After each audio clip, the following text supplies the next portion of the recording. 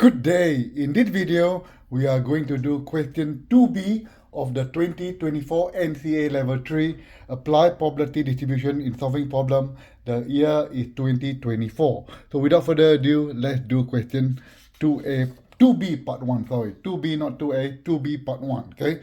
The table shows the probability distribution of a random variable t, the number of towels used per person for residents from one city over one day.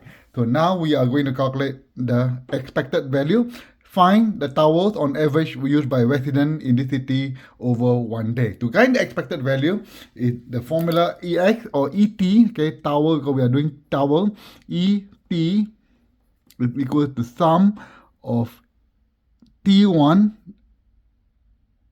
P1. It means that you're going to take this times this, plus this times this, plus this times this, and what we exactly do. So 0 times 0.129 plus 1 times 0.271 plus 2 times 0.264 and so forth.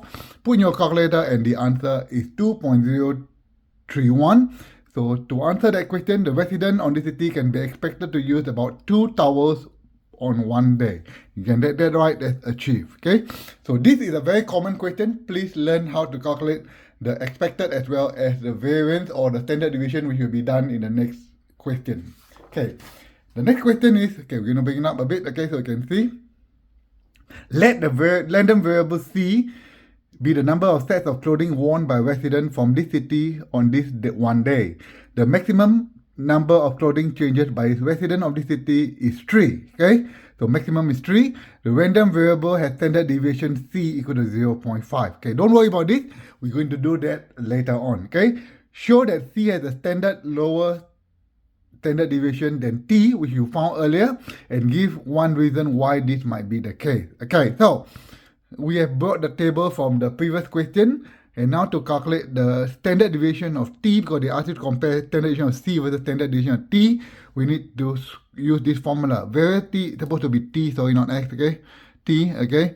ET squared minus ET, the whole thing squared. This is from the part 1, we found that the expected value of 2.031, and we're going to substitute this into this equation, okay? So now we need to calculate ET squared, okay? ET squared is the same thing as what we calculate the mean, but instead of t, we need to square it. So t was 0, so square becomes 0, 1 squared is 1, 2 squared is 4, 3 squared is 9, and so forth. To calculate the expected value of t squared, what we're going to do is take the same thing, 0 times 0.129 plus 1 times 0.271 plus 4 times 264 plus 9 times 0.185 and so on.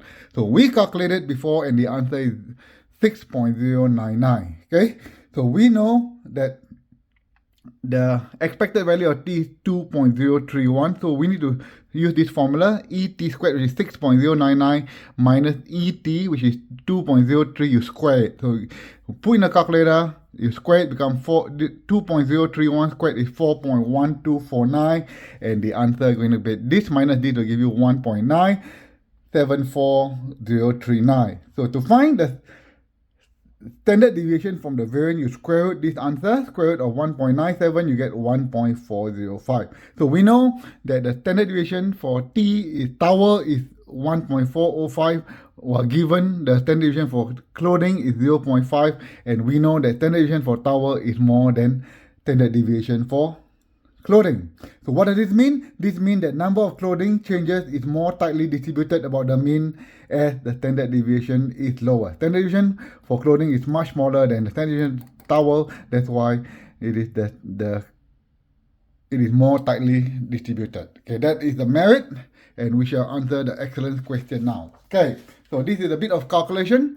Bear with me. Okay, standard deviation of T plus C bracket equal to 1.754.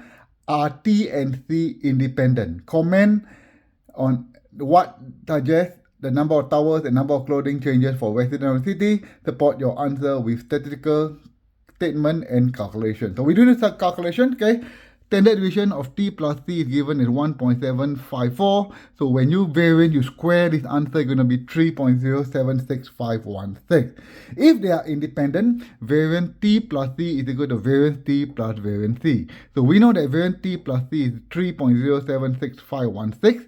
We need to calculate what is variance t plus variance c. From the previous example, we know that variance t is 1.405 when you square it, and variance c is 0.5 is the standard deviation, you square it and add them up together. Both of these are standard deviation, you square become the variance, and the answer is 2.224.